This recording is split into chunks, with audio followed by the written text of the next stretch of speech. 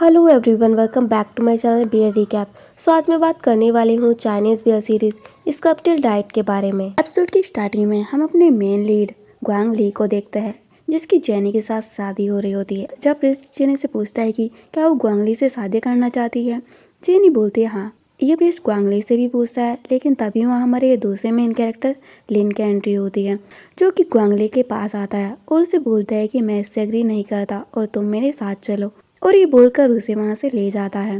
ये सब देखकर जेनी को कुछ समझ नहीं आ रहा होता है और वो बहुत ज़्यादा शौक में होती है। बाइजिन अपने डैड को बोलता है कि डैड आपने देखा और लिन की हिम्मत कैसे हुई उसे यहाँ से ले जाने की, लेकिन उसके डैड कुछ भी नहीं बोलते।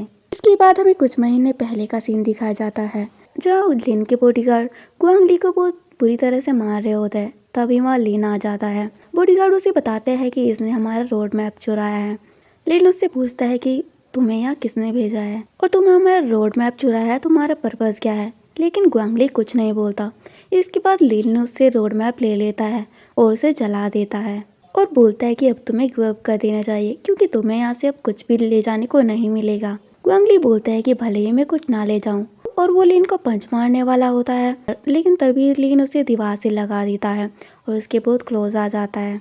तब लिन का बॉडीगार्ड बोलता है कि कोई आ रहा है और मुझे लगता है हमें यहाँ से चलना चाहिए।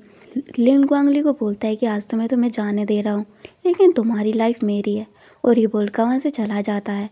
ग्वांग ली बोलता है कि हम जल्दी फिर से मिलेंगे। ग्वांग ली के अंकल उसे बहुत बुरी तरह से मारते हैं और बोलते हैं कि तुम किसी काम के नहीं हो और तुमसे एक छोटी सी चीज भी नहीं हुई। बाइसन बोलता है डैड मुझे लगता है इसने अच्छे से काम नहीं किया होगा।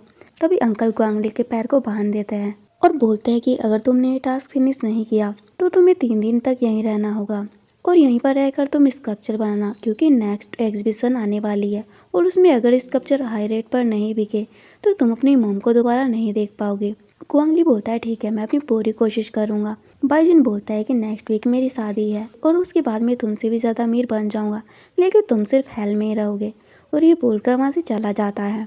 ग्वांग ली बोलते हैं कि अभी तो मेरे प्लान की शुरुआत ही हुई है और मैं चाहता हूँ कि तुम्हारी वेडिंग अच्छे से हो। बाइसन की वेडिंग में ग्वांग ली रिंग लेकर आता है। यहाँ हम लिन को भी देखता है। तभी बॉडीगार्ड उसके पास आता है और बोलता है कि टाइम हो गया है, हमने इन्वेस्टिगेशन कर ली है तो अब हमें जाना चाहिए। लेकिन तभी वो ग्वांग ली को देखता है और बोलता है कि मैंने एक्सपेक्ट नहीं किया था कि ये भी यहाँ होगा। प्रिस्ट बोलता है कि अब आपको रिंग एक्सचेंज कर देनी चाहिए। बाइसन रिंग लेता है और अपनी ब्राइड को पहना देता है। तभी ब्राइड रिंग लेने वाली होती है, लेकिन स्कल्पचर से ब्लड आने लगता है। ये देखकर वो डर जाती है और नीचे गिर जाती है। ये सब देखने के बाद लोग हंसने लगते हैं और उनका मजाक उड़ाने लगता है। बाइजन को बहुत गुस्सा आ रहा होता है, लेकिन वो ग्वांग ली को कुछ भी नहीं बोल पाता और ग्वांग ली वहाँ से चला जाता है। ग्वांग ली बाहर होता है, तभी उसके पास लिन आता है और बोलता है क्या तुम उस दिन जानबूझकर हमारे बॉडीगार्ड से पकड़े गए थे। ग्वांग ली बोलता है क्या आपको इस बारे में पता है। ग्वांग ली बोलता है हाँ, क्योंकि तुम्हारा रिलेशनशिप तुम्हारी फैमिली के साथ अच्छा नहीं है, तो मुझे नहीं लगता तुम उनके लिए इतनी मेहनत करोगे। तो बताओ तुम्हारा क्या पर्पस है। ग्वांग ली बोलता है तुम, और वो उसे अपने क्लोज ले आता है। लिन बोलता है कि हम बहुत क्लोज है और क्या तुम मुझे किस करने वाले हो। ग्वांग ली बोलता है कि मैं ऐसे ही किसके क्लोज नहीं आता। लिन बोलता है सच में, और उसे किस करने वाला होता है। लेकिन तभी वहाँ उसकी बहन लिली आ जाती है और बोलते है कि अगर तुम्हें किस करना है तो करो, अगर नहीं करना तो तुम मेरे साथ चलो। तभी लिन अपनी बहन के साथ कार में होता है। लिन बोलता है कि तुम यहाँ क्यों आई हो। लिली बोलते है कि मैं यहाँ किसी की लाइफ का डिसीजन लेने आई हूँ। लिन बोलता है क्या तुम्हारी शादी है। लिली बोलते है कि मेरी नहीं तुम्हारी शादी है, और मैंने तुम्हारे लिए काफ़ी लड़कियाँ देखी है, और उसे एक फाइल देती है और बोलती है कि तुम्हें जो अच्छी लगे तो तुम मुझे बता देना।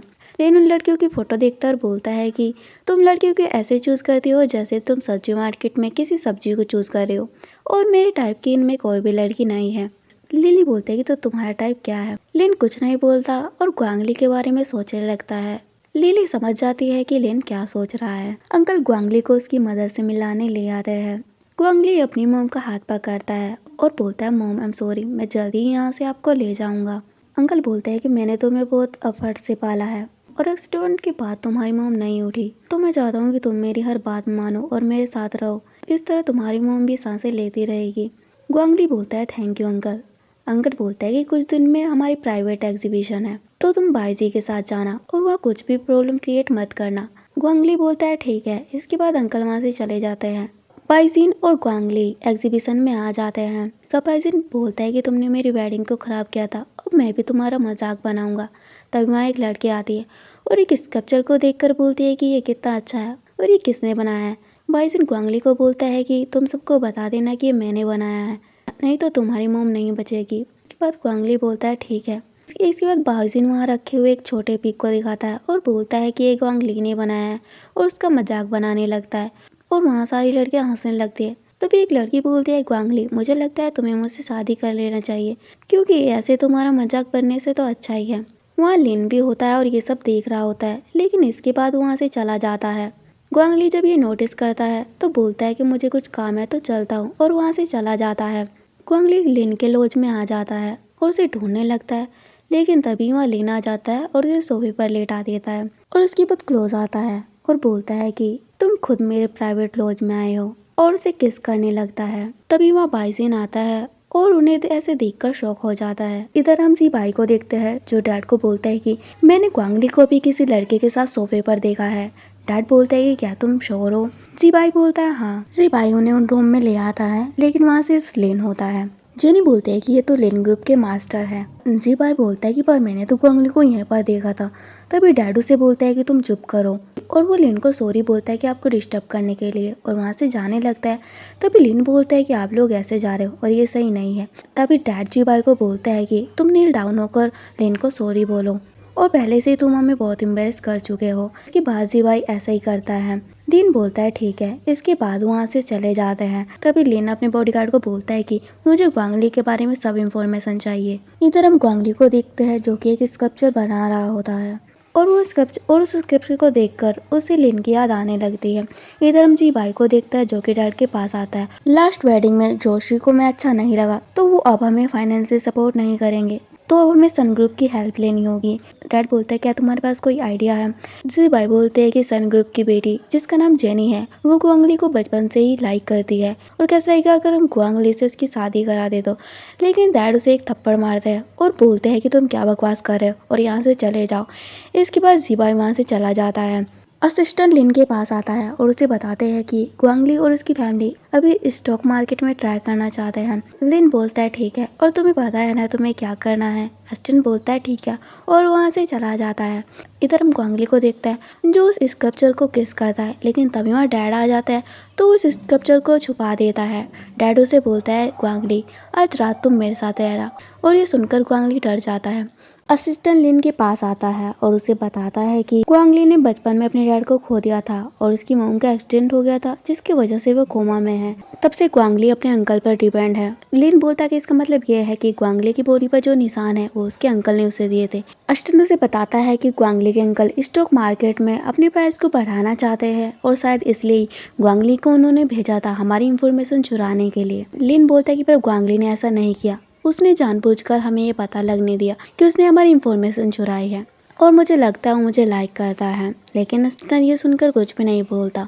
इधर हम ग्वांगली को देखते हैं जो अंकल के लिए टील आता है। अंकल ग्वांगली को बोलते हैं कि तुम बचपन से ही बहुत होशियार रहे हो, और मैं तुम्हें बाहर जाने इसलिए नहीं देता क्योंकि मैं नहीं चाहता कि लोग तुम्हें हर्ट करें, इसलिए मैं तुम्हें कहीं नहीं जाने देता। और क्या इसे लेकर तुम्हें मुझसे कोई शिकायत है? लेकिन ग्वांगली बोलता है कि मुझे आपसे कोई भी शिकायत नहीं है, और मैं खुश हूँ कि आप मेरी मॉम का ख्याल रख रहे हो। अंकल बोलते हैं कि अच्छा है, लेकिन तभी वहाँ बाइजिन आता है और बोलता है डैड मुझे आपसे कुछ ज़रूरी बात करनी है। तभी अंकल ग्वांगली को बोलता है कि तुम बाहर जाओ, तो ग्वांगली वहाँ से चला जाता है। डैड बाइजिन से बोलता है कि क्या हुआ? बाइजिन उन्हें बताता है कि हमारे स्टॉक के प्राइस गिर गए हैं और जितना भी हमने पैसा इन्वेस्ट किया था वो सब चला गया है। डैड बोलते हैं कि ये कैसे हो सकता है? तभी बाइजिन उन्हें बोलता है कि अब हमारे पास एक ही तरीका है, हमें ग्वांगली की शादी सन ग्रुप की लड़की से करानी होगी। डैड बोलते हैं क्या हमारे पास एक यही रास्ता है? बाइजिन बोलता हाँ। अंकल ग्वांगली की मॉम के पास आते हैं और उन्हें बोलते हैं कि ऐसा नहीं है कि मैं ग्वांगली को अपने पास नहीं रखना चाहता, पर अभी हम मुसीबत में हैं, तो हमारे पास और कोई चॉइस नहीं है, और आपके लिए ग्वांगली किसी से भी शादी करने के लिए रेडी होगा। और ये बोलकर वहाँ से चले जाते हैं। मोम नहीं चाहती थी कि ग्वांगली की लाइफ उसकी वजह से बर्बाद हो, तो वो अपना मास्क हटा देती है जिससे उनकी सांसें रुक जाती है और वो वहीं पर समाप्त हो जाती है। इधर हम ग्वांगली को चर्च में देखता जब जेनी से उसकी शादी हो रहे थे। प्रिंस जेनी को बोलता है कि क्या तुम ग्वांगली से शादी करने के लिए रेडी हो? जेनी बोलता है तभी पृष्ठ ये ग्वांगली से भी पूछता है। ग्वांगली कुछ बोलने वाला होता है, लेकिन तभी वहाँ लिन आ जाता है और बोलता है कि मैं इससे एग्री नहीं करता। लिन ग्वांगली की शादी में आता है और ग्वांगली को बोलता है कि तुम मेरे साथ चलो और उसे वहाँ से ले जाता है। बाइजी नेट को बोलता है कि डैड आपने देखा, और लिन की कैसे हिम्मत है उसे यहाँ से ले जाने की। और जेनी को भी बहुत ज़्यादा गुस्सा आ रहा होता है, लेकिन तभी ग्वांगली की आँख खुल जाती है और ये एक सपना होता है। ग्वांगली बोलता है कि तो ये सपना था, और अगर मैं मुसीबत में होऊंगा तो क्या लिन सच में मेरे पास आएगा। लेकिन तभी उसे किसी का कॉल आता है और उसे पता चलता है कि उसकी मॉम नहीं रही। इसके बाद वो अपनी मॉम के पास जाता है और बहुत बुरी तरह से रोने लगता है।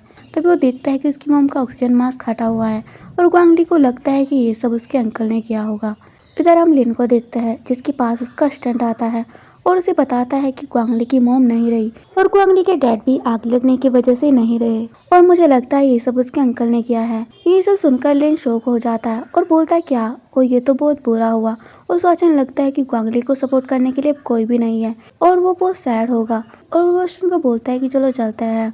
इधर हम ग्वांगली को देखते हैं जिसने अपने अंकल के हाथ बांधे हुए होते हैं और बोलता है कि मेरी मॉम नहीं रही तो मैं आपकी अब कोई भी बात नहीं सुनूंगा, और मेरे डैड आग लगने की वजह से नहीं रही, और मेरी मॉम का भी एक्सीडेंट हो गया था, और ये सब आपने किया है ना। और उसे डराने लगता है। अंकल बोलता है ग्वांगली मैं तुम्हारा अंकल हूँ और मैं ऐसा क्यों करूँगा।